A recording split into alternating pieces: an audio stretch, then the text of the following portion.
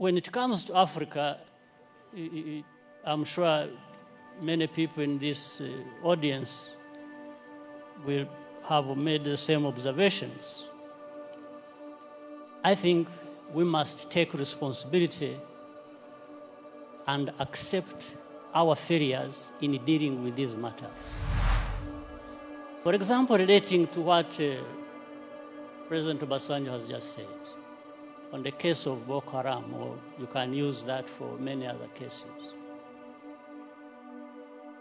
For me, when I'm watching on television, and I find our leaders who should have been working together all along to address these problems that commonly affect their countries, wait until they are invited to go to Europe to sit there and just,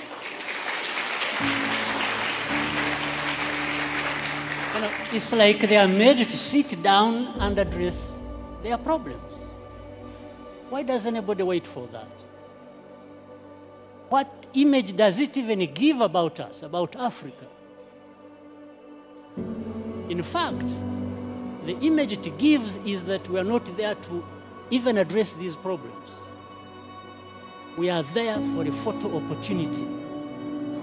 We are happy to sit there in Paris with the President of France and address, and just talk about addressing problems. It doesn't make sense that our leaders cannot get themselves together to address problems affecting our people. It doesn't make sense. Of course, I'm saying this painfully. On the other hand, that I look forward for the time when I can be like the two former presidents. I think they are more free to say things than I.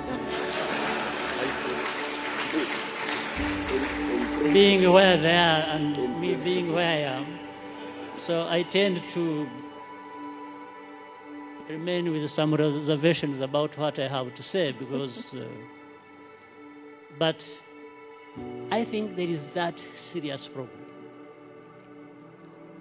African leaders, we don't need to be invited anywhere to go and address our problems without first inviting ourselves to come together to tell each other the actual truth that we must tell each other about our serious problems.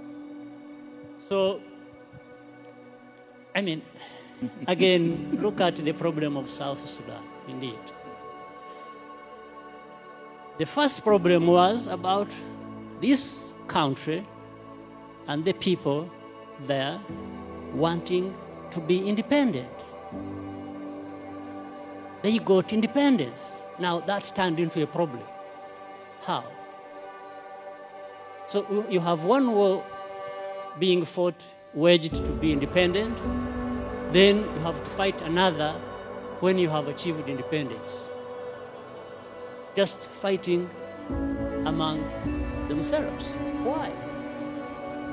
So some of these underlying root causes should and could have been addressed by the leaders there.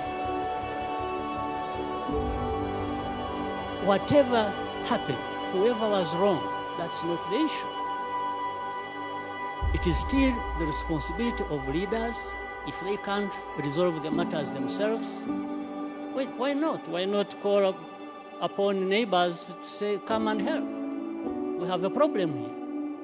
Maybe there is a problem between the president and the vice president. And if they can't resolve it, and each one thinks he's the one who is right and the other is wrong, and they are going to divide the army and government and everybody else to go on either side and start fighting, well, I think in between the time that starts and when it actually happens, something can be done. But it has to be leaders to work towards that and avoid the catastrophe that, like we are seeing or have seen, or that has already happened in South Sudan. But of course, the unfortunate part is that the most majority who suffer are the innocent people who have nothing to do with it. Women, children, and even many men are innocent in that situation. So this is, I'm not giving answers, probably I'm raising more questions than, or adding to others that have been raised. So for the time being, let me stop here. Thank you. If you enjoyed this video, be sure to like it and subscribe to our channel for more content like this. Until next time.